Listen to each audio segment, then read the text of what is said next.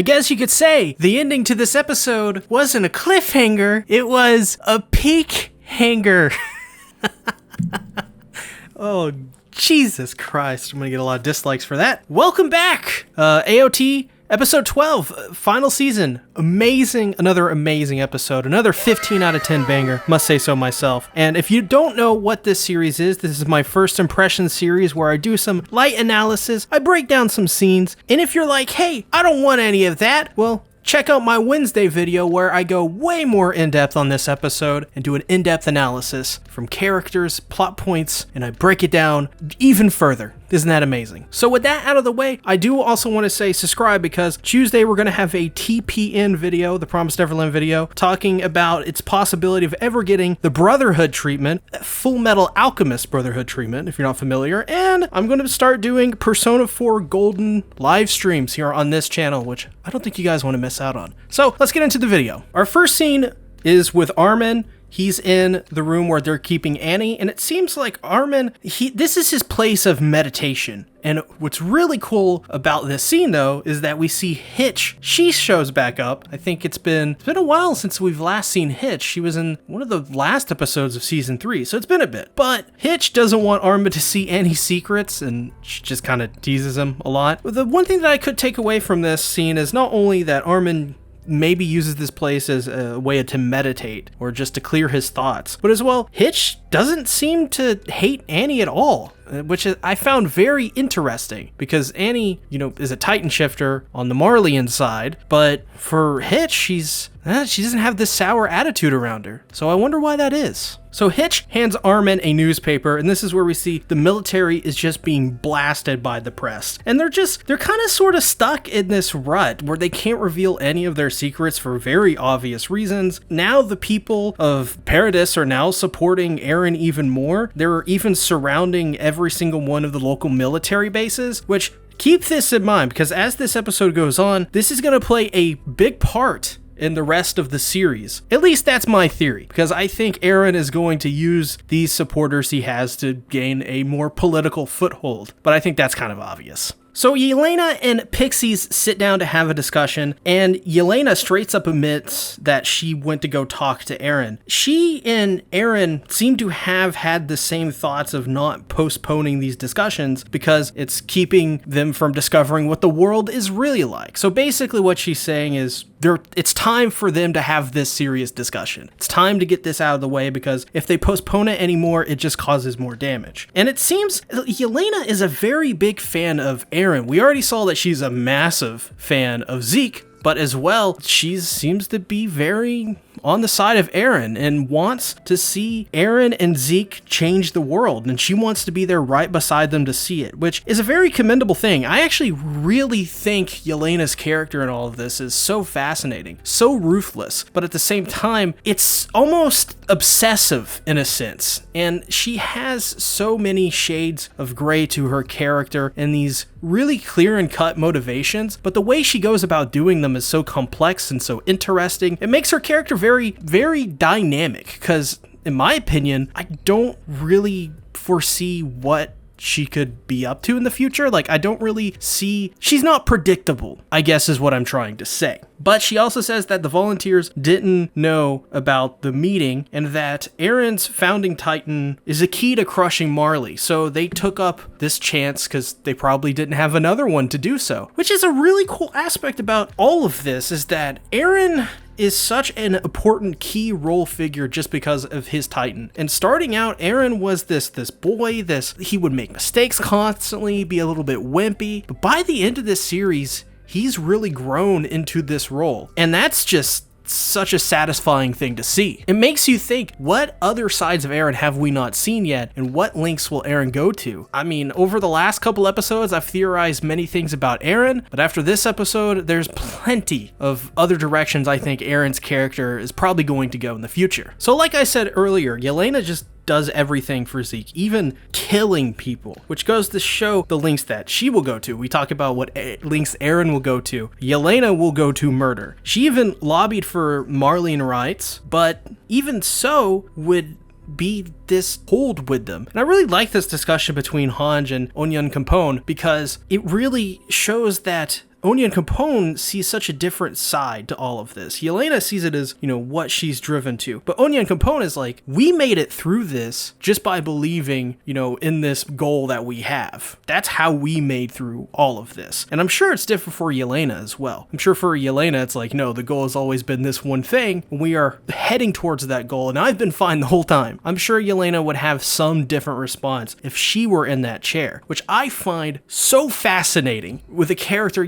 like Yelena, because it's obvious that even her comrades, the Marleyan volunteers, the anti-Marleyan volunteers, even the group that she created, even all of these people within her faction has different objectives and different ways and thoughts about going, to accomplish their goal, which is so cool. So Zackley talks to Armin and Mikasa, and Zackley basically tells him straight up that he won't let them talk to Eren, just because of what's been going down, what they don't know about Eren. And the only reason he's telling them is because that they're such close friends. They're like family. So it makes sense for them to know. Something Zackley says that I found interesting, though, is that they still don't know what Eren did in Marley. And because of that, they just can't trust him, and that's another reason they can't let people talk to Eren, is because you don't know what's going to happen with the knowledge that he knows, and he believes ultimately that he is being controlled by Zeke. In my opinion, based off the way this episode seemed to go, that seems to be another case. I think it may be the other way around, actually, but we'll talk about it in a second. So they go out into the hallway after meeting with Zackley. A bunch of recruits go in. Mikasa wants to go back to eavesdrop, and thank God Armin doesn't let her, because shit gets real. Shit hits the fan. The chair that Zackley got moved to his office was blown up, and Zackley dies. He is essentially assassinated by Eren and his newly dubbed I was about to say Eren Yaegerists, but I mean that'd be a funny way to call them that, but his newly dubbed Yaegerists. So as this happened, Zackley dies. They see his body, like the crowd of people around the military base see his body, and they really want Eren now. They really, really are rooting for it. And the next scene after that is they are in a room being questioned about what happened. And they tell them that, hey, this chair was from recruits and all that stuff that we know, the objective stuff. And then somebody comes in and says, emergency, Eren has broken out of his cell. And at this point, I'm like, what's happening?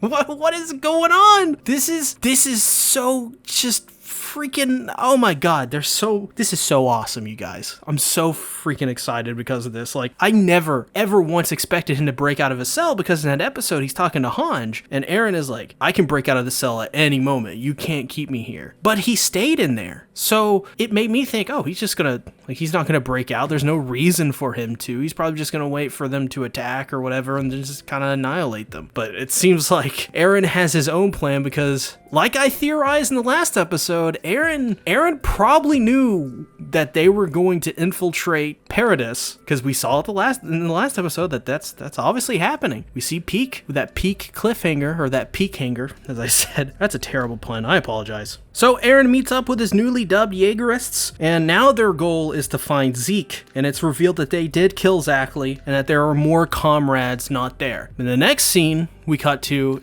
it's revealed that there are at least 100 people that escaped, so that does seem to confirm that they have placed their soldiers in other areas, as well as probably just staying within the military to spy. I mean, that makes sense, right? If you're going to hold something like this. But as this next scene goes on, Pixies arrives and is there to reveal that his plan is to secure Zeke and Historia and essentially use them as gambling chips to negotiate, and that they're surrendering to Eren. This is actually a really interesting move, because this allows them some negotiating power if they can secure Zeke and Historia, which if they're able to pull this off, they could get some kind of, deal and have a more equal working relationship, which is something that Pixies would definitely want. You don't want to be driven out of power like that, especially by even someone like Eren Yaeger, or people, just a small, group that just broke out from the military like that. While that's happening, we see that Azumabito is talking to Mikasa, and she says that she will do anything to protect Mikasa, even though Mikasa is not very responsive to Azumabito's pleas to stay with them. She doesn't seem to care about Azumabito or Hizuru. She seems to care about her own heritage as an Eldian and wants to stay. The thing about this, though, is that Azumabito, she still does not relent, and that's because without her, they lose the support of Hizuru. And if that is the case, then Azumabito,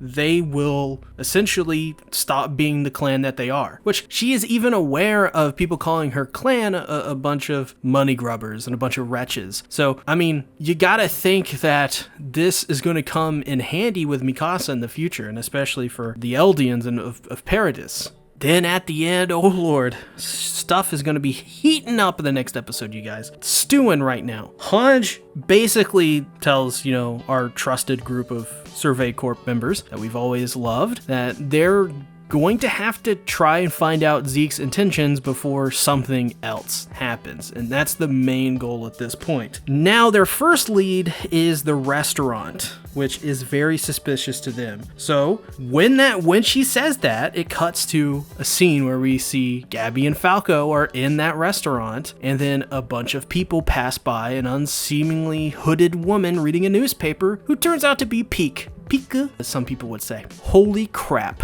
What a way to end an episode like that. Attack on Titan final season so far has been the masters of just stewing stuff, just slowly developing these amazing just blow-offs. Like, think about the first 4 or 5 episodes of Attack on Titan final season. Incredible way to build up to what was essentially a 3 or 4 episode just marathon of just crazy stuff happening. And I think we are building up to something blowing up, right? Just like how Zackley blew up, this will be an even bigger explosion of just chaos and madness. Just some theories that I thought of. I'll talk about them more in Wednesday's video, but I could foresee a future where Eren and Armin just fight each other in Titan form. That would be kind of insane if that happened. And of course, whatever Peak is going to do there, Peak is just a terrific Titan anyways, so I can't wait to see what her involvement is. I assume she's going to try and get Falco and Gabi back. That's her goal, is to go there, probably alone, undercover, to retrieve Gabi and Falco, because those 2 kids are probably very important. Do they even know Gabi and Falco were captured? That is the thing. I don't think we've been revealed on that yet. But with all of that being said, what did you guys think about Attack on Titan final season episode 12? If you haven't already, please be sure to subscribe and ring the bell. I have AOT videos every week, like I said, a Wednesday AOT video, and on Tuesday we'll be having Promised Neverland discussion video about if the Promised Neverland season 2 or just the series in general will get the Brotherhood treatment in the future, and let me tell you, you do not want to miss that. That being said, thanks guys for watching the video. Love y'all. See you later. Bye-bye.